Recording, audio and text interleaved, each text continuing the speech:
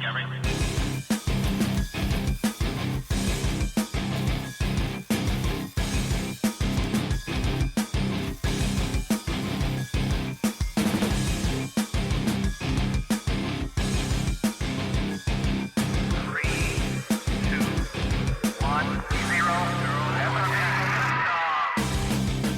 Hello and welcome to Cutting to the Ball in the Post-Truth Apocalypse. I'm Ben. As always, I'm hanging out with Mike. Hello. And Claire. Hey. Today, we're going to talk about the Washington UFO flap of 1952. Flap as in flap? It's a flap. It's panic. Yeah. Panic flap. Panic flap. Not everyone just running around flapping their arms and pretending to be UFOs. That could be a flappy UFO. Could be. I actually like this one. I think it's got a lot of potential to be definitely potentially Real. real. If you assume that UFOs are in fact alien craft, then yes, I think this is a really strong case for saying that they were visiting. Okie doke, well, we'll get into it in a bit. We will. We'll thank some new returning listeners first. Let's all start with the wonderfully named Trollhättan. I think that's how you say it. It's got umlauts. I'll say it normally. Trollhättan. Fantastic. Sweden. Yeah. Yeah, Telford, our hometown. Where the trolls come from. This is where the hats come from. Yeah. So those little floppy troll hats. Oh yeah. That's where they're made, yeah. Hamburg, Germany, Campinas in Brazil. Campinas. Peanut. Might be I think camping it's ass. It might be Campinas. Campina. Alright, I okay. think it's a silent S. I do Okay. reckon. Yeah. Alright, Well, well, I don't speak Portuguese, so we apologise. Kuala Lumpur in Malaysia, Frankfurt in Germany, Hobart, Australia, Baton Rouge, Louisiana, Madrid, Spain, Nenagh in Ireland. Nenagh? I don't know. Again, it's Irish and... Yeah. Eugene, Oregon, Farnborough, United Kingdom, Kapar, is that Hawaii? Yeah. HI. Fantastic. Kapar in Hawaii, Boardman, Oregon, New York, New City, New York, Portugal, Missouri, Perth, Australia, listening to us while they're fucking having the lockdown riots, aren't they? I know. Lockdown riots. I know Australia's gone nuts. Have you not seen anything about it? We'll talk No. about that in a second. Okay. Ashburn, Virginia, and Guadalajara, Spain. Thank you Yeah. very much, guys. Yeah. Australia's fucking, they're rioting, man. It's the COVIDs, the lockdowns, everything. Aren't they being quite draconian? Yeah, they're basically saying it's going to be an economy of the vaccinated. I thought they were all if you're- laid back, mate. No, if you're not vaccinated, I heard that 99% of Australians were vaccinated with the first jab. well, I don't know, basically they're saying it's an economy of the vaccinated, and these people are like, no, it's my choice. If I want to have it, I'll have it. If I don't, I don't. That's right, up to yeah. me. Yeah. You That's can't fair. tell me to do that. They've been taking motorway bridges, marching down them, Oh, right. rioting, fighting with the police. Aren't It's they all trying to gone make nuts. kids get vaccinated as well? Yeah, no, we don't want that. Let the kid decide when they're old enough if they want it. I was really took back when I read a bit of clickbait about it, and I was just like, is this clickbait or is it, or is it the real news? Yeah, but they are kicking off big time. I mean, if you're not vaccinated or not fully vaccinated, you can't go to work. You can only go out certain times of the day. You can't see family members. You can all be arrested for this. Fucking hell. That's fascism. Yeah. Just Sure. a bit. So I'm standing with the supporters. I'm whatever, A lot of those people would have had the virus. I've been led to believe that your antibodies are actually higher if you've had the virus than the vaccine. So you're in a better position. But that's what Joe Rogan says anyway. I was watching him talk to this doctor on his show. Well, it does give a reason that if you've had the disease, then your body's going to be more attuned at fighting, producing the antibodies to combat it, than just a vaccine giving you a mild dose. So your body's like, oh, I know what this is, reacts to it. But if you got it fucking brand new, fresh off somebody. Well, let's see. Perth in Australia, whoever's listening, drop us a message. line. Send us a message and let us know what's happening, because it's not even. I only know about this because I was watching. I saw it on Twitter. We don't get a lot of Australia news, do we? Unless No. it's only over the bushfires, isn't it? And the poor koalas. And Steve Irwin dying. Yeah, we heard about that, but that's about it. And what's that thing, Celebrities in the Jungle? Oh yeah, I'm a celebrity, get me out of here. Yeah. I saw it on Twitter, but it hasn't been in the mainstream news over here at all because basically people are kicking off against the draconian government measures and the British government doesn't want that to happen over here. Well, and the British government probably want to come in a bit more draconian. And remember, you still have no right to protest. That's disgusting. It is. Everything this government does is disgusting, to be fair. But that's another rant. No, Boris's painting was wonderful. I didn't see it. Oh shit, I'm joking. It was terrible. Right, let's talk about UFOs. You know I like to talk about UFOs. I'm a slut for aliens. 1952 was the year America caught flying saucer fever, so when a strange rash of sightings was reported in the skies over Washington DC that summer, the press and the public demanded answers. Were these unexplained radar blips craft that in some cases outran jets? Were they part of a nuclear-armed Soviet invasion? It's a possibility. It could have been. Certainly Cold War paranoia was at its highest. Yeah. You know, or were they evidence of something far more mysterious? Well, between the 50s and the sort of late 70s was a real hotspot for UFO sightings and stories, wasn't it? I'd say the 50s in particular. The 50s it went nuts. Yeah, you had a lot of B movies into about it. You had the series. Was it the 50s? It's Twilight Zone. Oh, good. I think it ran for a while. I can't Yeah. tell you when it started though. So You've had the beginnings of sci-fi. So in haven't you? the culture, it was everywhere, wasn't it? Yeah. We'll talk about it in a second. 1947 is the start of the modern UFO. Roswell, wasn't it? No, Kenneth Arnold, the pilot, Right. spotted some what he described as, this is where you get the name from, he described them, he didn't call them flying saucers, he said they moved like saucers skipping across water. Ah. And that's where you get the name flying saucer. Some journalists put that together. But then you had the Foo Fighters in the war, didn't you? You did, but I don't know how much that came out at the time. that's it. How much did that come out at the time? That was probably just something that Dad told you when he would bet his time in the war, or something that wasn't violent and horrifying. I got chased by this ball of light one night over Germany. Ball lightning. See, everything's ball lightning or the planet Venus to you. Although I did give you a win today. No. You did. You see that article, Claire? Yeah. I sent her the USS New York during World War II was like, oh God, what's that? It's a Japanese balloon weapon. Fire everything we've got at it. And then for hours, then it was like, oh, it's Venus. Fanta. The Washington DC sightings of July 1952, also known as the Big Flap, hold a special place in the history of unidentified flying objects. Major American newspapers were reporting multiple credible sightings by civilian and military radar operators and pilots, so many that a special intelligence unit of the US Air Force was sent in to investigate. This is actually the foundation of this Blue Book. Blue Book, yeah. What they find, or didn't find, along with the Air Force's official explanation, fueled some of the earliest conspiracy theories about a government plot to hide evidence of alien life. Which, of course, we all know they're doing. Yeah. Do you think to have that fence? Allegedly. Come on, you know it's true. Well, they've just released those documents, so they're being a bit more transparent these days, aren't they? Yeah, but everything they release is, like, redacted. Well, the videos weren't. Well, the documents were, the videos weren't.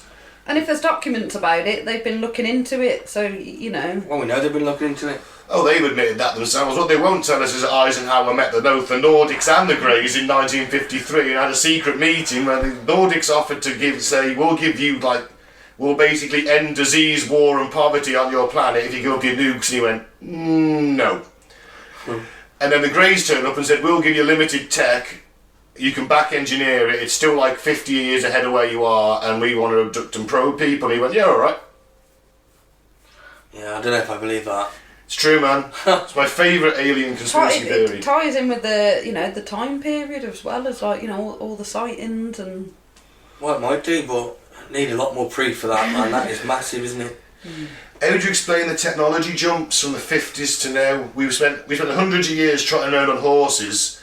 The invention of the internal combustion engine. It can all be explained. I think you're underestimating the power of man's ability to create. I do agree with that statement because I mean we're all in the camp that aliens didn't build the pyramids, aren't we? We think that they're doing our ancestors a bit of a disservice. But we went from in 1912 a paper and string aeroplane that flew for like 12 feet or something. So in 1902, 1901 even, the Wright brothers plane, to 68 years later landing on the moon. That is a big jump, and even now, from computers that were the size of this flat to my phone. But you can argue that the biggest jump was getting into the air.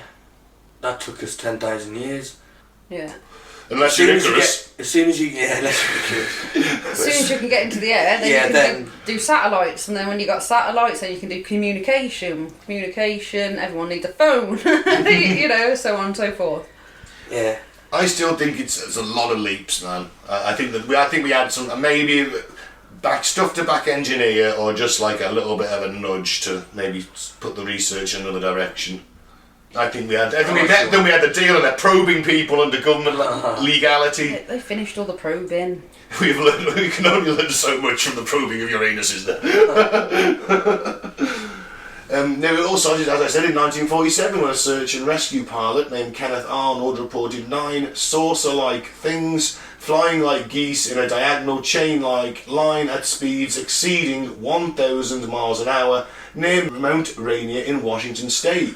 And within weeks, flying saucer sightings have been reported in 40 other states. This is when it really blew off. So in 1952, we're still very much in the height of this. Yeah.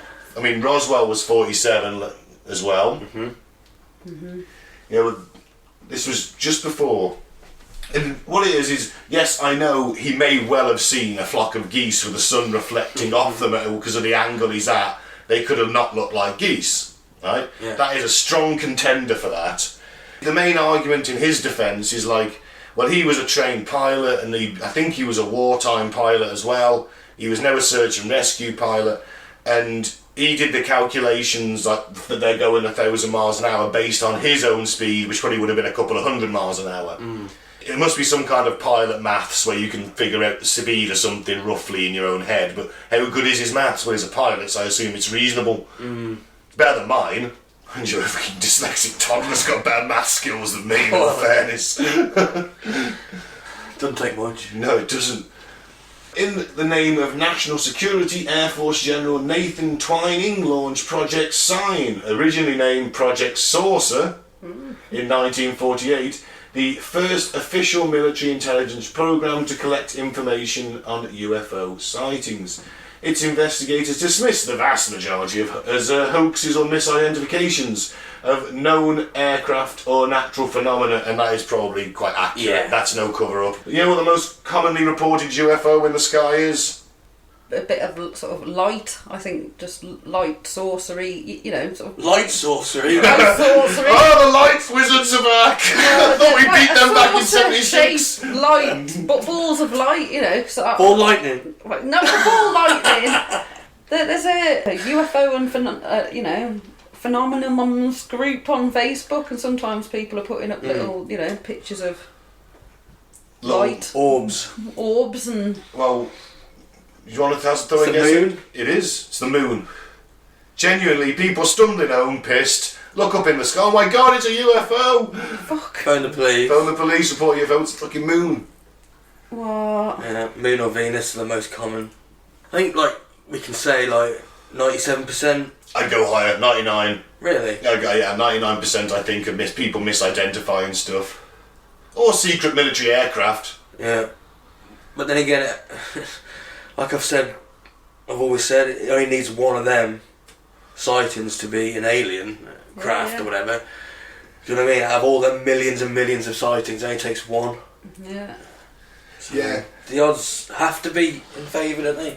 Well, that's it. Remember when I say secret military aircraft, I'm really willing to bet that in the 70s to 91, when they were testing the stealth bomber and that, and the stealth fighter, which from the side on would have looked like a flying saucer, or is a big fucking delta wing thing coming at you, the flying wing, which no one's really never seen. Certainly your average American citizen in Nevada probably has never seen something like that before. Well, I was looking up at the sky the other day, and there was Well, it looked like sort of like a plane, but you couldn't really see the wings, so it just sort of looked like a bullet. Superman. Just fly. It was really, really high, like, but I just couldn't see the wings, and I was just like, that looks odd. Along with those chemtrails.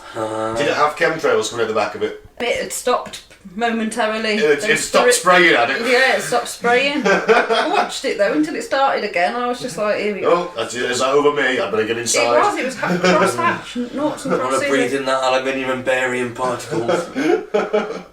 Yeah, I've changed my DNA. No, I think it's to do with cooling and water distribution, I do. If we've got the water, we've got the power. Oh, you don't think it's something more nefarious? No. Oh, that's a shame. No, if Bill Gates is, because we did the one, didn't we, on chemtrails? Yeah. Bill Gates is openly going, yeah, I'm in for geoengineering. Don't say that they ain't already doing it. Dimming, isn't it? Yeah. Yeah. Yeah, I still don't buy it. Oh no, That's why it's all rainy over here. We've got the water under power. Has Telford gone to declare independence? No, not just Telford. England, they're quite lush and green, aren't we? Yes, true, like some places. Yeah. And there's satanic mills. And Satanists in the woods. There is a satanic group in the woods of Telford. Yeah. Order of 9 Angels or something like that. When do they meet? I don't know. There's only They're considered one of the most dangerous satanic groups in the world. Yeah. Here in little old sleepy Shropshire. Came out of Wales in the 60s and settled in Shropshire, yeah. They're not for us to go and question and no, they don't like journalists. feature on the show. At all, do they? Nah. No, you don't want to go question them. You'd almost argue they're like an extremist Satanist group. Yeah. There's not many of them. Well, they don't know, do they? They reckon there's between like a dozen or 1,000 or something, isn't there? Yeah, just think, next time you're in Broseley, go to the butchers, he could be an evil Satanist. Like the hardcore Satanism, you could be into that, you know? That could be like virgin you're eating instead of a nice side of pork. Who can say? It's scary though. But obviously a few cases always remain unexplained, even I think you're probably in the ballpark somewhere between 97 and 99% can be explained. By 1952, however, the UFO investigation unit was called Project Blue Book. We'll do an episode on that one day. Led by Captain Edward Ruppout at the Wright-Patterson Air Force Base in Dayton, Ohio. Ruppout and his team would probably have continued to investigate a couple of dozen sightings a month, if not for the April 1952 issue of Life magazine. Just above its knockout cover shot of Marilyn Monroe ran an equally eye-catching headline. There is a case for interplanetary sources. Marilyn Monroe basically sparked off the UFO craze. You made UFOs sexy. I can just imagine her doing the Mr. President dance to an alien. It'd be Mr. Ambassador then, wouldn't it? And then she fucks his brains out. Yeah. The article, written with Ruppert's full cooperation, explained the Air Force's national security interest in UFOs, and it made a convincing case, though the colourful retelling of 10 unexplained UFO incidents, these unidentified objects were extraterrestrial in origin. As one rocket scientist working on secret projects for the US told Life, he said, "I am completely convinced they have an out-of-world basis." So, a little story. Here's the top 10 we found. Do you know what they are? Could be a flock of geese. Could be Thragnor. We don't know. According to the Washington Post, the number of UFO sightings reported to the Air Force jumped by more than 6-fold, from 23 in March 1952 to 148 in June. People seeing what they want to see, aren't they? It's not a lot though, is it? Population of hundreds of millions. It's not. That is true. But by July, the precise conditions are in place for the wildfire of UFO mania. Widespread Cold War anxiety, mainstream press coverage of unexplained UFO incidents, and a healthy dose of midsummer madness. People go crazy in the heat. And it's true, that is like this little perfect mixing pot. Yeah. Melting pot even. It's interesting. Was it, a lot of it was mass paranoia? Maybe, I don't know. But when you got radar readings and pilots... That's when it's interesting, isn't That's it? when it's interesting. More than one person citing it, and else if you got evidence on on radar as well, bolsters the evidence, doesn't it? Well, and if it's on the radar and it's moving faster than anything we've got, you know, it suggests it's not ours, doesn't it? That's it. It's moving in unusual directions, going at high speeds. You know, that's more accurate than Kenneth Arnold doing a bit of mental maths, isn't it? Of course it is. It was shortly before midnight on Saturday, July 19th, 1952, air traffic controller Edward Nugent. What is it? Oh my god, it's Ted Nugent! Washington National Airport spotted 7 slow-moving objects on his radar screen far from any known civilian or military flight paths. He called over his supervisor and joked about a fleet of flying saucers. And at the time, 2 more air traffic controllers at National spotted a strange blue light hovering in the distance that suddenly zipped away at incredible speed. At nearby Andrews Air Force Base, radar operators were getting the same unidentified blips at 3 locations. All picking them up. We're getting the same unidentified blips, slow and clustered at first, then racing away at speeds exceeding 7,000 miles per hour. Wow. We haven't got jets that go that fast now. No. What Mach is that? Oh, God knows. Mach 4, 5, what would I like to say? Mach 1's the speed of sound, isn't it? Yeah. Isn't that like 600? Yeah, about 600 miles an hour, something like So that. it's got to be like Mach 12 on it or something. Yeah. Probably, yeah. At least. That would So turn it's you that a sonic jelly. boom that comes like when you go in Mach. Yeah. If you go in like more than that, Yeah. would you hear a sonic boom? Yeah, but it would be delayed by depending on how fast you go, isn't it? I Right, think. okay. Is that right, Ben? Yeah, you'll always hear the sonic boom because they're going to breach that sound barrier. Yeah. The faster they're going, you won't. You'll basically, the faster they're going, the longer it takes for that sound for you to hear, and of course you're away from it as well. Depends on the distance, but you could hear the boom, and then the jet could be long gone. Yeah. And you can see why there's only so many sightings. If they're that bloody fast, you know, you blink and you've missed it, haven't you? Of course, yeah. Absolutely. And then you're left wondering, did I see anything? Yeah. You know? Yeah. I watched this one video, allegedly a UFO, and it was like they were doing some kind of, I don't know, corporate things. They're flying a drone over some mountains in America, some hills. Just this white blur, just sort of go across the screen. They slow it down. It must be going about like 7,000 miles an hour or something. I can't remember. They worked out how fast it was going. You just see this like cylinder things shoot across. Incredible speed caught by this drone. It's like, what the fuck was that? Yeah. You know what I mean? It's definitely not natural. Yeah.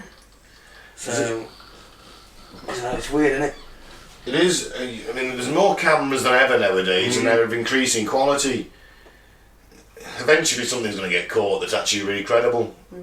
Well, like the stuff that the Pentagon have released, the Tic Tac UFO. Yeah, that's pretty good. That's those are like ultra HD gun cameras. They're sweet. They're better than my phone, and that's what most people. That's the thing. Everyone carries around a bloody phone in their pocket, and as soon as they see something weird that looks like legit, well, photos are all fucking blurry. Now, is that some kind of self-defense mechanism? In the phone? No, from the ship. The aliens are blocking the. They're making the light, distorting the light, or something like that. I don't know about that. Maybe. Well, they'd have some sort of cloaking device, surely. Yeah, that's what I mean. Like a bit of a semi-cloaking device. But then again, how good your phones are. I mean, you try and record something in the sky at night or something. It's terrible, isn't Yeah, it? you can't really get that good a picture, can you? No. Try and take a picture, like a nice, really moonlit light, and you think, oh wow, because it's quite spectacular. But try and take a picture of it, unless you've got one of them real posh cameras, Yeah. no chance. Looking out of his tower window, one Andrews controller saw what he described as an orange ball of fire trailing a trail. Well, that could be a comet or something, couldn't it? Yeah. Mm-hmm. A commercial pilot cruising over the Virginia and Washington DC area reported 6 streaking bright lights, like falling stars without tails. Okay. No tails on them. When radar operators at National watched the objects buzz past the White House and Capitol building, the UFO joke stopped. 2 F-94 interceptor jets were scrambled, but each time they approached the locations appearing on the radar screens, the mysterious blips would disappear, and by the dawn of the 20th of July, the objects were gone. You know the Welsh Roswell, wasn't there orange balls of fire and blue, orange and blue lights? Yes, there were. They described it as like four, like bright orange lights streaking through the sky. Yeah. Yes, and streaking a little bit, wasn't it? So that sort of ties in with that as well. Yeah, maybe it's the same model of ship. It's like the Ford Mondeo of flying saucers. Everyone's got one. But nobody bothered to tell Ruppelt, who was the US Air Force's lead Project Blue Book investigator, about the sightings he found out a few days later when he flew into Washington DC and read some newspapers. Ruppelt tried to get out to National Andrews to interview radar operators and air traffic controllers, but was denied a government-issued car or even cab fare. Pay for it yourself, you cheap bastard! Frustrated, he flew back to Ohio with nothing. You give up? Yeah, just went, oh well. You're not going to pay me car, fuck you. Yeah, I just jump back on the plane and go back to Ohio. Christ, that's not very professional, is it? No, it's not, it's terrible, isn't it? The very next Saturday, the UFOs were back over the nation's capital. Again, Ruppelt found out through a phone call from a reporter and immediately called on 2 Air Force colleagues to check out the situation at National. The same radar blips were back, and radar operators wondered out loud if the dozen or so objects on their screens couldn't be caused by a temperature inversion, a common phenomenon in DC's hot, muggy summer months. This is the government explanation. Okay. A temperature inversion occurs when a layer of warm air forms in the low atmosphere, trapping cooler air beneath. Radar signals can bounce off this layer at shallow angles and mistakenly show near-ground objects as appearing in the sky. Fata Morgana. I beg your pardon? you having a stroke? That's what they call it, isn't it? You know, we saw the cities in the sky and the boat in the sky and all that shit. Right. I think it's called a Fata Morgana or something like that. Alright, do you remember when all them cities were cropping up? That was weird. Yeah. Yeah. I'm actually a slight believer in the theory that when they turned on the Large Hadron Collider, we ended up jumping into a parallel universe. Maybe. I'm a bit of a fan of that theory. Because things did take a notable dive after that. What year was that when they turned that on? Something like 2012. Yeah, I think it was going to shit before then. It was 2001 it all went to shit, didn't it? Well, technically it all went to shit in 1980 when Ronald Reagan and Thatcher got into power. Ronald Reagan, that lovable Hollywood film star? Who can you say that about him? I would argue shit went downhill from then. Because our wages have never been better since then. Well, trickle down, trickle up now, isn't it? It always was trickle up, wasn't it? Yeah, well, still. Well, they went down the Large Hadron Collider in the 80s, so that's your opinion anyway. To be safe, 2 more F-94 jets were scrambled to chase down the unidentified targets appearing on radar screens at both National and Andrews, and a game of high-speed whack-a-mole ensured, where the jets would race to a location targeted by radar, only for the blips to vanish. Finally, one of the jet pilots caught sight of a bright light in the distance and gave chase. To quote the pilot, he said, "I tried to make contact with the bogies below 1,000 feet. I saw several bright lights and I was at maximum speed, but even then I had no closing speed. I ceased chasing them because I saw no chance of overtaking them." So now you've got visual confirmation. Yeah. To avert mass panic. Weather inversion, temperature inversion. Because, I mean, the next day newspaper headlines across America are like, "Saucers swarm over Capitol, jets chase DC sky ghosts." Oh, yeah. That's pretty metal. It's hardly swarm, is it? There were 6 of them. It's American airspace, it's the White House, it's the Senate building, Yeah. it's the And Capitol. you've never heard of papers sensationalising stories? Yeah. Headlines. That never happened. No, that had never happened. Press had never sensationalised anything to sell more copies. No. The publicity and public panic over the sightings was so great that President Harry Truman himself asked aides to get answers. When they called Ruppelt, he said it could have been a temperature inversion, but more investigation was needed to fully explain both radar images and credible eyewitness accounts. Before such an in-depth investigation could take place, the Air Force held a press conference, the longest such news event since World War II for them. Right. The Air Force brass had decided, without consulting Ruppelt or the Project Blue Book team, that the best response to the sightings was to feed the press and the public an easy-to-swallow explanation. Dodging specific questions about what pilots and radar operators had seen in the skies over the capital, Major General John Sanford came back again and again to the temperature inversion theory, even though Ruppelt himself had come to the opposite conclusion. Oh. It sounds a bit too much like a cover-up to me. You're starting to sniff, you're starting to smell that cover-up. Can you smell that? Yeah. It smells like bullshit, smells fishy. Fishy smelling bullshit. The investigators had ruled out the inversion theory, says Alejandro Rojas, which is a fucking badass name, editor of the UFO news site Open Minds.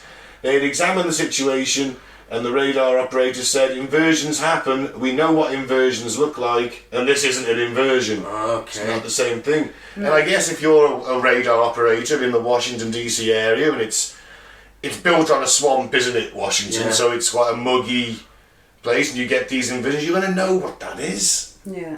Yeah. I imagine so, yeah, that they're trained and they're experienced. And these blips are moving so fast.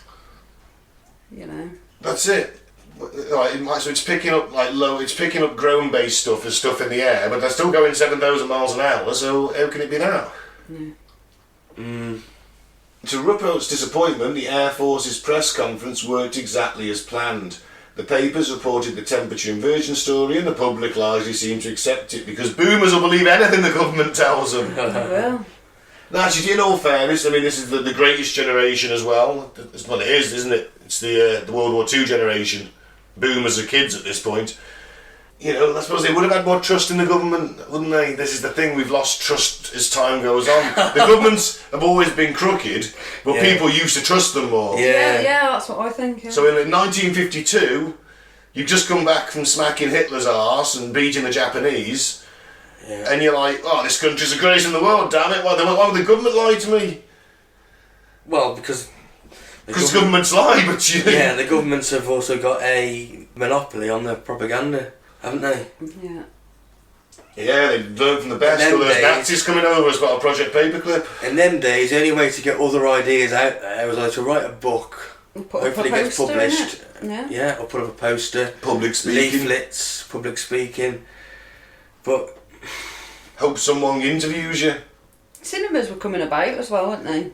Oh yeah, you had cinemas, but that's where people watch the news in cinemas. Yeah, they did, They had newsreels, didn't they? You showed them before the film? Yeah, again, that's all propaganda, isn't it? Yeah. Absolutely. So they weren't exposed to different ideas. And they basically, and of course in the 50s, there was the Red Scare, so anybody that wasn't centre or on the right, you were demonised. You were a communist, destroyed, socialist. Literally purged them. Depends how. I don't know how free the American press was in 1952, though. But bear in mind, you know, wartime they always censor it heavily, don't they? You can't let too much bad news out in one day, kind of thing. If things have gone bad. But I don't know. I don't know how free it is in 1952, admittedly. Yeah. Because as you say, the mark of a free press is they criticise the government. Well, now the Washington Post's owned by Bezos, isn't it? Well, I don't know. Probably he's fucking buying everything else. And he's done a deal with the CIA. What? The CIA basically own the Washington Post now. That's conflict of interest right there, isn't it? Yeah. I'll look into that actually. Yeah, like a $600 million deal or something. Why the CIA paying paying Bezos taxpayers' money to own his paper?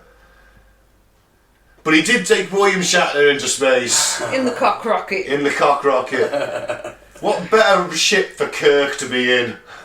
My 10-year-old said to me, that looks like a penis, when he saw it on the, when he saw it on the news, and I was like, yes it does, doesn't it?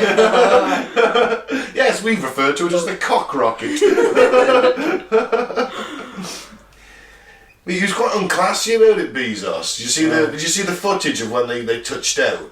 No, They all got out. Bother, no. Apparently, it was that Shatner was really emotional. He's a 90-year-old man. He's just going into space. He's got a smile from ear to ear. And But he was also quite emotional. He said something like, "You look to your left, and you've got life and harmony to it. He was everything's there, and you look to your left, and there's just nothing. It's death. It's the void." He goes, he was really humbled by it, and Bezos just cut him off. It was like, "Champagne, get some champagne over here." Spray it on He him. started spraying it on his underlings, and Shatner was just like had to turn away because he'd just been cut off really rudely when he was giving this really heartfelt, emotional little speech. But I'm glad he got to go, even if Bezos did it. I'm still glad Captain Kirk's finally been and they got Picard on there. I did see a meme, and he was holding up a card, William Shatner, with the words "Up yours, Picard." Even though we all know Picard's a superior captain. Of course. Yeah. But He's not a lech for a start. That's true. Kirk was around now, he'd have been kicked out of Starfleet and probably arrested on rape charges. You know full well he'd have Harvey Weinstein fucking officer interviews. An attractive female Starfleet officer, and Kirk's like an admiral. He's like, "Right, so you want to be captain, do you? Well, let's take off that uniform. How much do you want to be captain?" I'm being really unfair to James T. Kirk there, actually.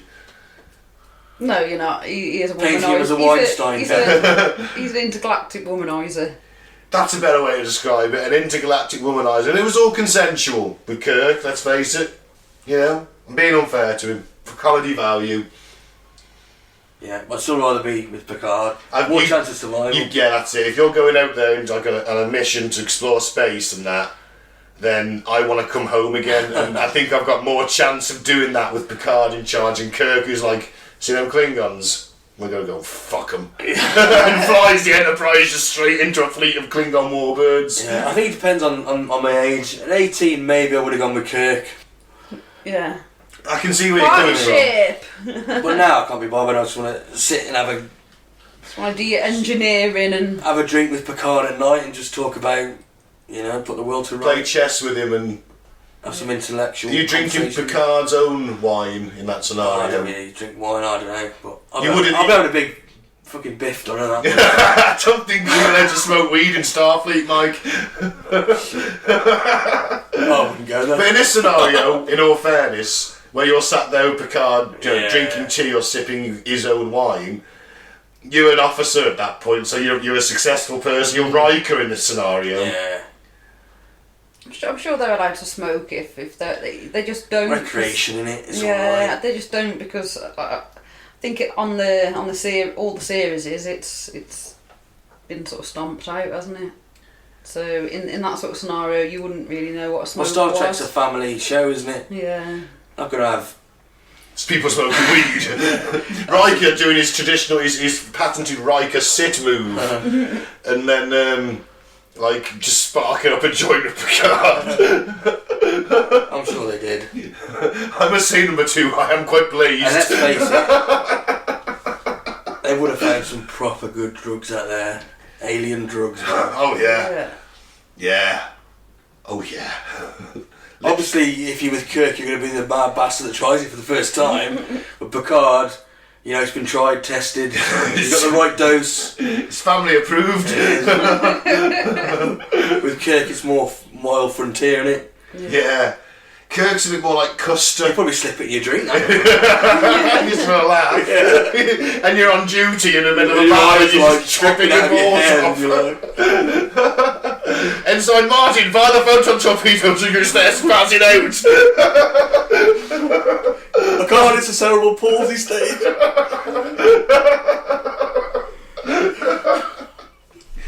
Have you seen the show Lower Decks? Yeah. That's really good. It's a I haven't seen cartoon, it. but it's in the Star Wars universe. It's all a series. In many ways, it's serious. It's Star Wars, but it's still like a comedy element to it. But it's not the Star officers. Trek. Star Trek. It's not the officers. It's the people who actually work on the ships. You've got the 4 main characters. One's a cleaner and sort of does the bins and stuff, doesn't he? There's 2 who do shit jobs. They're just basic maintenance grunts who hump stuff around and everything.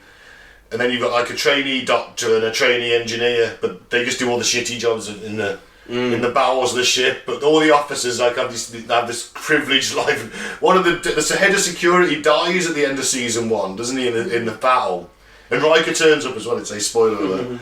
And he comes back in season 2, and they're like, he's back, and they're like, yeah, bridge crew don't die. He must come back, and he's like, you sure? He's fucking dead, he saved my life. And he finally kicks up the courage to ask him, and he goes, I can tell you, but it'll blow your mind. And he starts going, we're placed in the Bajani regeneration triangle and all this. And he starts this mad occult shit, and the kid's just like, oh. He doesn't say a word to anyone for ages. It's funny, it's good. In his 1956 book, The Report on Unidentified Flying Objects, Ruppelt reports that after the press conference, UFO sightings dropped from 50 a day to just 10. I'm assuming that's on average. Okay. Skeptics, however, weren't satisfied with the pat government response. Many accused Air Force and Project Blue Book investigators of devious behaviour and secret knowledge. That's sweet, sweet secret knowledge. It wasn't until Project Blue Book documents were made public in 1985 that UFO sleuths could see that the closest thing to a government cover-up of UFO sightings in the nation's capital was actually a conspiracy of ignorance. Dun dun dun. And the Washington UFO flat perfectly illustrates the real government cover-up, says Nick Pope, a UFO journalist who used to run the UFO investigations unit for the British Ministry of Defence and is now basically a UFO man for hire, living it up in the States. Yeah. Is he? Yeah. I like Nick Pope. I like Nick Pope. I'm just slightly jealous of his lifestyle now, where he just gets to sit around and talk about... I'm jealous of his former job, right? Because that's my job. I want that job. And they don't do it anymore. He was the last one. How do you know? Well, what do you mean they don't do it anymore? Allegedly, they closed the office. He was the last guy to run it. Looking into UFOs, the British government, we don't do it now. So you just sacked it off? Yeah. It's not a threat, they said. I mean, I don't know. Unidentified aircraft in your airspace. Yeah. I'd say that was a threat, wouldn't you? Yeah. But yes, very much so. Because they could be anything. Yeah. They know something we don't. Then they know that they've done all their probing, and are we talking about the aliens probing here, or? Yeah, they know more than we know. Well, they probably do know it's a threat, but they're just saying that to us to save money, and the government don't want to spend the money on it. Or we're in cahoots with them and have been since the 50s. Yeah, or they're still doing it on the sly, which wouldn't surprise me as well. They wouldn't just not investigate these things. No, that's what I can't believe I that. think they did it on the sly. Well, they probably do, but certainly... So you can still go for that job, Ben, that's what I'm getting. Yeah, but now I've got to go through some kind of Will Smith Men in Black kind of initiation where I'm going to end up chasing down an alien, rugby tackling it, and then Tommy Lee Jones is going to rock up and offer me an interview. I'm going to go and, try out. That's where we're going with that scenario. And then I couldn't come on podcast because I wouldn't be... You guys think I was dead. They'd probably recruit from MI5 or something. No, they'd come and flash us, wouldn't they, in the face, and we'd forget all about you. Yeah. And then you'd be like... Didn't we used to have three of us? Walking down the street and you'd just be like, there's my friends. Yeah, and there's my friends. They wouldn't recruit from the normal population. They'd recruit from the MI5 and... Mike, I've just rugby tackled and choked out an alien. Yeah, but that's just bollocks. That qualifies me. A dangerous alien at that. That qualifies you. You best be putting some time in rugby tackling aliens. I'm just saying that's proving yourself. Realistically, that's the only way I'm going to get into this. But it is my dream job, and I'm very jealous of his career now, where he just lives in America doing the UFO scene and all the History Channel UFO shows. He's pretty much, he's literally an expert, isn't he? He's a go-to, isn't he? Yeah. Why hasn't he been killed off then? Surely he knows too much, no? He never really says what he knows, and remember that he has this very clever way of making out he knows more, but he never says it. Although he does say, you remember the photo we talked about of the big diamond-shaped craft, and there was the two Harrier jump jets, that Scottish Walker had taken it. Yeah. He says that's a smoking gun, and he fully admits to that one, but obviously because they can't find the copies or the original negatives, it's just hearsay, isn't it? Yeah. Yeah. Basically, he says that it's not a situation where the authorities conspired to keep some terrible truth about the UFOs from the people, but rather the government doing its best to keep people from realising that they actually didn't have all the answers. In other words, we haven't got a fucking clue, but we can't be seen to look stupid, so here's this weather inversion Makes theory. sense, doesn't it? Yeah? Can't come out to public and say we don't know what this is. Especially in the height of in the 50s when Yeah. the Red Menace is buzzing over the horizon. That is the tale of the Washington UFO flap. Well, coming out and saying you don't know what it is sometimes worse than actually just going, yeah, it's aliens. Because you can cause more of a panic. People want to trust the government, don't they? And the government wants to be trusted by the people. So if you come out and say, they did back then anyway. Times were different back then. I'm not sure I ever want to trust our government now. No, they wouldn't now. They're all corrupt pieces of shit. Yeah.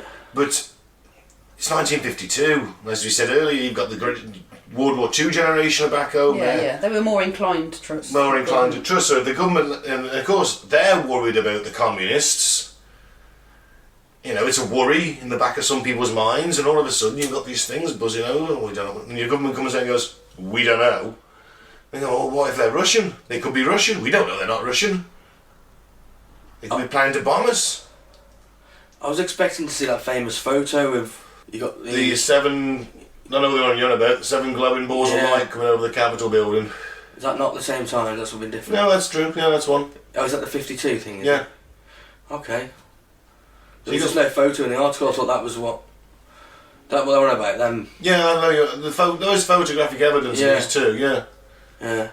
So we've got photographic evidence. Mm-hmm. We've got eyewitness accounts from pilots. Pilots, yeah. Military Radar. pilots, civilian pilots, radar operators. And the public. And people on the ground, yeah. So it seems quite compelling, doesn't it? It does. I think this is, and because it's the time and the plausible explanation, which it is a plausible explanation. This is a phenomenon that happens, but I also, the government, you'd be like, well, shouldn't our radar operators know the difference between that and this? Yeah. As we said, training, experience. Yeah. Someone in that room is going to know the signs of a temperature inversion reading on your radar. Yeah, I'm going with the radar operators. I'm going what they say, because they're the experts on it, aren't they? Yeah. They see it all the time, and they're saying this isn't that.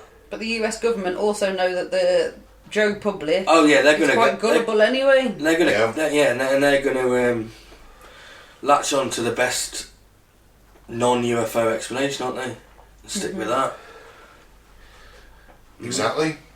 I think there might be something into this. Yeah. Now, obviously, the debate is it alien craft or is it something else? Ball lightning. Yes, ball lightning, Mike. It's just lots and lots of the rarest phenomena known to man in nature. It's lots of that all at once. Reflecting off the swamp gas, there we go. Moving at 7,000 miles an hour in the direction that ball lightning wouldn't Hey, be going. lightning's fast. Yeah, but it doesn't go sideways, doesn't it? Doesn't it just come down, ball lightning? Just travels across. Yeah, people have Crosses actually come in through people's windows and it's been recorded into people's homes and just sort of floated there. Cool. Yeah, there was a good one quite recently of it crossing train tracks, and it was just this ball of light just going across, and it just went into the woods on the other side. That's ball lightning, isn't it? It's lots of ball lightning. I'm on the fence. Oh god, that fence is going to break one day. You're going to have to come off it. You can't just sit there forever. Yeah, but I'm more inclined to think that it was UFOs. Well, it is not 100%. It is a UFO. It's an idea. Well, yeah. Rather than the temperature inversion. Yeah. So you're going for it. It's not the temperature. You're disagreeing with the government. Of course. So you're off the fence. Yeah, but I'm not off the fence when it's alien. It might not be aliens. I don't know. I'm not 100%. It's not technology we've got, so I'm saying it's aliens. I like having Claire. It's not technology we've got, we can't even go that fast. That's it. And you got pilots trying to chase it. I had a look at the planes they were flying. They're early jets. They're still doing the sort of a 600, 800 mile an hour mark. Yeah. I'm not completely on the fence, just got one hand on it. He's hanging on, not leaning off, but just holding on. Your arse got splinters now, has it? it's definitely, I think, one of the best UFO sightings in terms of credibility. Yep. Mm-hmm. I think a lot of the earlier ones were, actually. I think they've got a bit more outlandish as sci-fi's got weirder. Mm-hmm. Yeah, and hoaxes. People have put, like, you know, done more hoaxes, haven't they? Oh, there's so many the bloody hoaxes. monolith things. Where did they go? They were all the rage, you know, with the aliens and all Yeah, that. That was all hoax. lockdown, and then it's gone, isn't So it? a lot of the what do you call it? The crop circles. Yeah, that was all faked, wasn't it? Or certainly the majority of it was probably faked. Some might have just been for farmers who did it themselves to get a bit of a... I thought it was an artistic thing as well. There is a really weird one where it was done in like a binary thing, and I will fucking read more about that. It might be an Anthology of the Strange episode. There's one that was really weird, and it was like a binary message, but you know, you never know the expertise of some people, do you? No.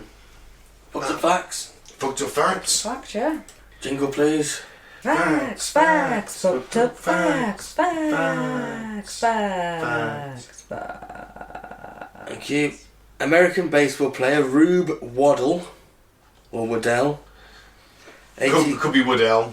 1876 to 1914, was so fond of puppies that fans of the opposing team would bring their dogs to games and hold them up. Waddell would run over to play with him instead of focusing on the game. I think that's where his manager needs to step in and say, like, look, I know you love dogs, and if you just stay in place, I'll have a whole dressing room full of dogs for you. That's it. If you win the game, I'll give you a room full of puppies. Yeah. Don't run off to the crowd. Oh! I'm surprised they let them in, really. Having them shitting everywhere. Yeah, well, this surely. is like 1890, probably. Streets are full of shit anyway, aren't they? Place stinks. I suppose it would have been an arena then as well. It might have just been like a bit of shelter and the pitch, maybe a bank to stand on. I don't think it would have been all seating. I fucking hate baseball anyway. Boring ass game. In 1903, the San Francisco Examiner, this is a newspaper I imagine, reported the story of a woman who, before visiting a neighbour, put her baby's crib in front of the telephone, Right. took off the receiver, and told the operator to call her up at the neighbours should the baby begin to cry. I guess she's paying the bill. Great parenting there. It is great parenting. Just take the baby. Oh, so, yeah, because it used to go through to the operator and then they'd put you through to whoever, wouldn't they? I missed that in a way. I never experienced it, but it's like, operator, you, Telford 739. They go, 1 moment please, and just put the thing in. I love that. It's a shame the technology's moved on now. You could listen into people's conversations and all sorts, couldn't you? Not that doesn't happen now anyway. Yeah. MTV's show 16 and Pregnant. Yeah, I never watched it. I'm aware of it. I'm aware of it, yeah. Caused a 4.3% reduction in teen births in the US. Well, that can only be good. That's a good thing. Something good came out of it.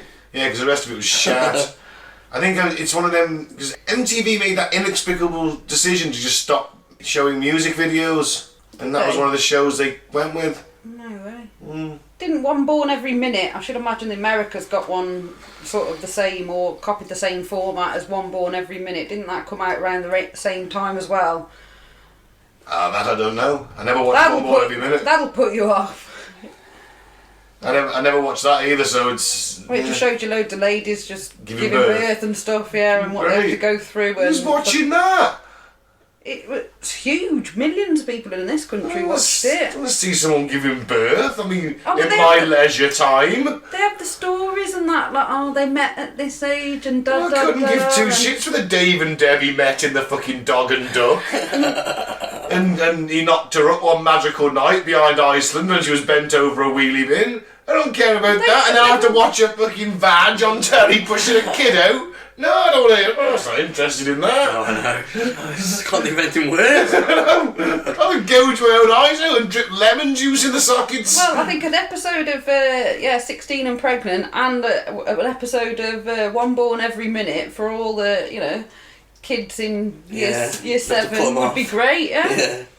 You might have a point with that, actually, yeah, because I mean, my thing is, I just don't want to watch it in my leisure time. The only birth I want to see is the birth of my children, not anyone else's.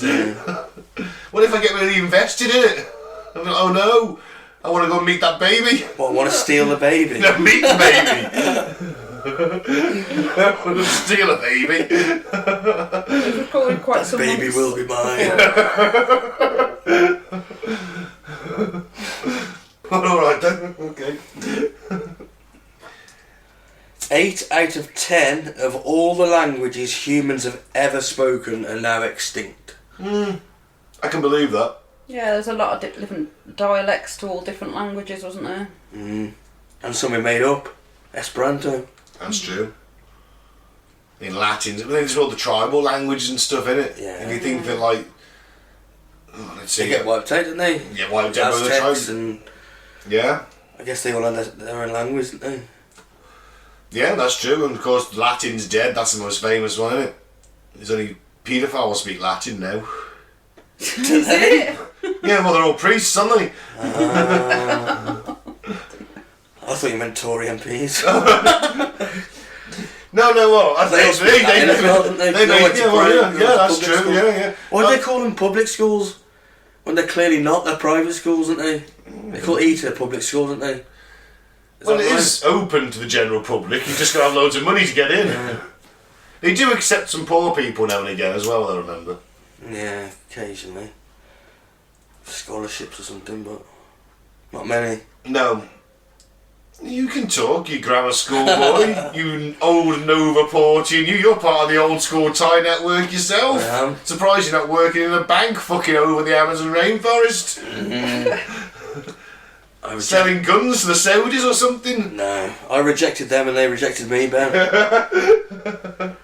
You fucking idiot, you could be a millionaire now. Don't belong in that class, mate. You could be a millionaire now. They don't want me, I don't want them. It's fine by me. You could have been selling Marlboros to the Africans. Making a mint. But no, you sign a flat with us doing a podcast. We could have leached off your fame and with success got a joke. You could have been like the Wolf of Wall Street. Yeah, I've had to sell my soul though, mate. I ain't doing that. It doesn't exist! Why? Because I'm ginger. Well, that's on a metaphysical level, yeah. 2 reasons. You could have given us jobs. We could have all been doing the old throat thing.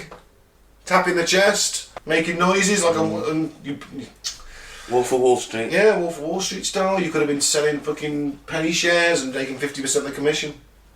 But here we are. Sat in a flat. Sat in a flat in virtual poverty. Yeah. Does anyone know what the centre of the galaxy tastes of? Maltesers. It's just chocolate. Oh, it depends what filling you've got in your galaxy, doesn't it? Caramel. There's a pretty fruit and nut one. I don't know. No, the centre of the galaxy. Oh, I think it was a chocolate bar. There's a black hole, isn't it, at the centre of the galaxy? It's a supermassive black hole, so what's it taste like? Don't know. No one can ever tell you that. No one's got apparently the they answer. know. How do they know? I don't know how they know. Go on then, what's it taste like? Raspberries, Raspberries. apparently. So supermassive black holes taste like raspberries.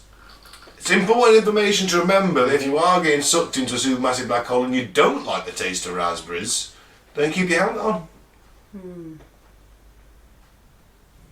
Or swig from your piss bag, whatever. You go into a supermassive black hole, do what the fuck you want. I'm sure you can Swigging from your piss bag. Whatever. Take the taste at your You mouth. wouldn't be able to taste because if you're in space, you'd be frozen and then your taste buds would freeze and... Your tongue would just drop off. You might taste it for like a split second. What's the taste Then of your head the world? explodes. Yeah. Well, either way, before you do your Arnie, best Arnie on Mars impression, you taste raspberries for a split second. You'd have enough time to go, ooh, raspberry, and then your head would explode. Pretty much. Interesting. Not worth it. Why would you be like trying to eat a supermassive black hole? I don't even going near one. You get sucked into the dimension. Everybody come back. Everyone's a chimp or an ape. So there's no be grillerist. I don't think there's any coming back from black holes because it would crush you, wouldn't it? Depends if it sucks you through the... Spaghettifies you, doesn't it? Yeah, but what if you... It strings out your atoms into separate atoms and sucks it into the black hole. That Infinity Street though, wouldn't it, to watch your legs go? Like you see them really stretch and then break down to the molecular level. Think it'd be painful? Yeah. You're being ripped apart by the molecule. It's only a molecule at a time, you know. What's a molecule? I don't know. Well, I know what a molecule is, but, you know, surely just losing one or two and then, you know, it's not going to be painful. Yeah, but they don't know what happens on the other side. Yeah, you might get reassembled, shat out. Into a different universe. Come back to everyone. I'd say come back to Earth. Everyone's a grown-up. Yeah, that's what we should be looking at, isn't it? Going into a black hole. Oh, you first. Tell us what happens. Yeah, we'll come after you. Well, can't they send like probes in? No. Yeah, but You gotta get information back, haven't you? yes, information, everything, including light and everything, gets sucked into a black hole and can't escape. They can't fish it back out with a rod and a bit of light. Put it on a bit of string and pull it back. Yeah, pretty much. Unspaghettify. It's not sea fishing. Sea fishing in a black hole. Throw another probe in. Yeah, there's just no way we'd be able to know, is there? Unless you did it yourself, but you won't be able to tell us about it. You'd have to keep jumping through the same a different black hole until you eventually got shat out into the reality you came from. And black holes are huge, aren't they? You know. Yeah. Yeah. We need a long piece of twine there. You would need a long piece of twine, yeah. Yeah, you would. Yeah. We should start preparations on the largest ball of twine in the world. That would break down into atoms as well. Of course, so it's really flawed. It is, yeah. This is why I'm not a scientist.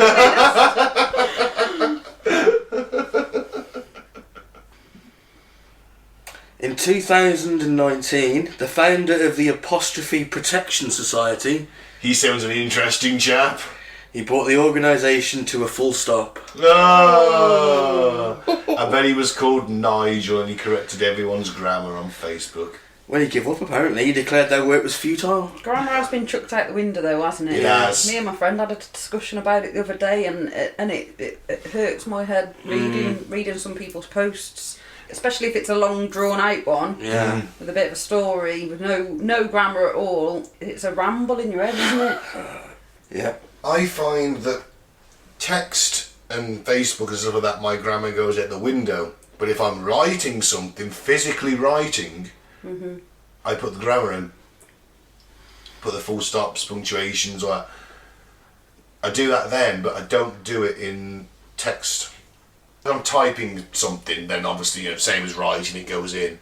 Yeah. But like talking to you lot, no grammar. I don't know, I've seen your grammar, it's not great. Doesn't matter. Yeah. It's readable, that's the main thing. Do you know what this guy said? Go on then. We and our many supporters worldwide have done our best, but the ignorance and laziness present in modern times have won. Wow. Mate, you're just a grammar Nazi. You don't dress it up as a fucking...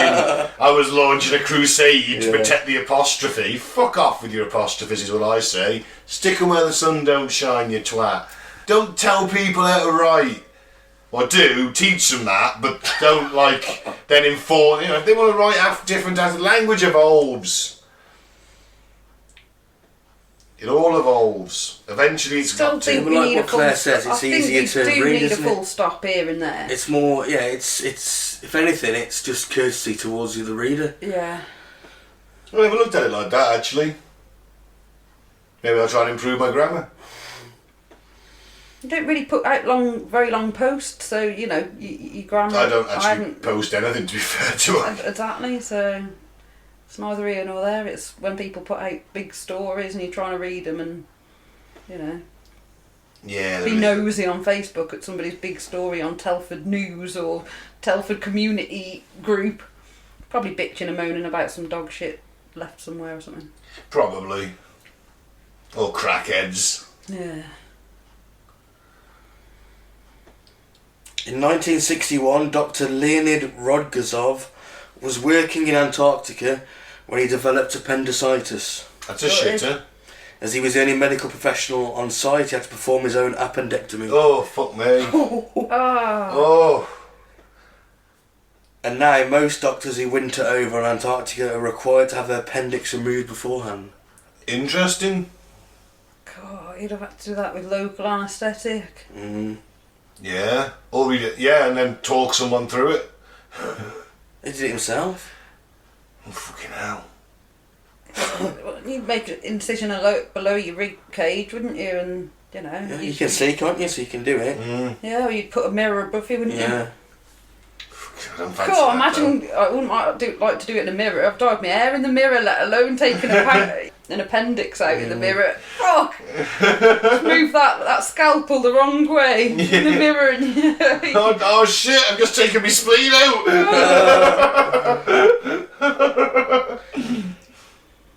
Surely it was easier to just have two doctors. Yeah. You know. Rather than having your appendix removed before you go over. Yeah, just have another doctor. The appendix is actually useful, isn't it? Only if you eat grass. No, apparently. No, it's something that's sort of left over from... When we used to eat grass. No, they reckon now that it contains like an overflow of your gut bacteria. Right. So when you shit yourself, you have dysentery. You That's shit, lethal though. well, whatever. Diarrhea. Diarrhea then. You're losing all your gut bacteria. Yeah. It's going out as well. So your appendix then tops it up. Okay, Apparently. That's what they reckon now. Because So they think it is useful. I thought appendicitis is when it can get Inflamed. like inflamed, or a piece of food or piece of something that hasn't quite digested properly stuck in there, and then it becomes Yeah. You know. It can cause problems. You've got to take it out. It ain't life or death, but it does have a function, they reckon now. Yeah. You can die from appendicitis though, can't you? Yeah, you can. If it ruptures. Yeah. Which might be if it's gut acid, like you say, or gut bacteria, you don't want that getting out in the body, do you? That's why it's contained in that. But it'll lead to sepsis, won't it? Yeah. Overall. No, see, I always thought it was, the traditional thing was it was a leftover, like we said, from the caveman days when we'd eat grass. But we don't do that anymore, so the organ's just not, it's redundant in it. No, but it's not, because but that's the new thing, we said. That's what we were taught. Yeah. That's news to me. Yeah. Every day is a school day. Yeah. Finish on this one. About 40% of the ants in an ant colony are lazy and spend most of the time just sitting around. Then again, when you got like trillions of ants, it doesn't really matter, does it? They're all doing their little bit, aren't they? A little bit makes a lot. I love the fact there's basically just stoner ants, isn't there? They just sat around going, yeah, man. Oh, we could go to work today. Nah. Let's do a little bit of tunnelling later, maybe. Yeah, a bit of tunnelling later. Maybe we'll go fuck them red ants up after. Don't think they go looking for fights. They might do. They might do. You know, ants could be dicks too. Just It's really dickhead ants. Isn't there? could be dicks too. There's going to be dickhead ants. Like the odd dickhead ant who's like, goes around fucking everybody up for no reason. Thinks he's going to shag the queen one day. But they've all got their own little personality, haven't they? Yeah. Haven't you seen Ant-Man? No, but I've seen Disney's ants. Oh, that's good. Yeah. Yeah, it's good. Yeah, it's good. I've seen it. I think Sylvester Stallone's in that movie, isn't he? Is he? Yeah, I think he is, yeah. Yeah. Well, on that bombshell, let's end the show. Thank you very much for listening. You can find us on Facebook at Cutting Through the Bull in the PTA, YouTube at Apocalypse Bull. We're on most podcast sites, Spotify, SoundCloud. Pretty much anywhere you can find a podcast, you can usually find us. Thanks for listening. I've been Ben. Don't drink the flavor, don't join a cult. I've been Mike, thanks for listening. Peace out, may the force be with you. And I've been Claire. Keep an open mind, but not so open that it spills out your ears, guys.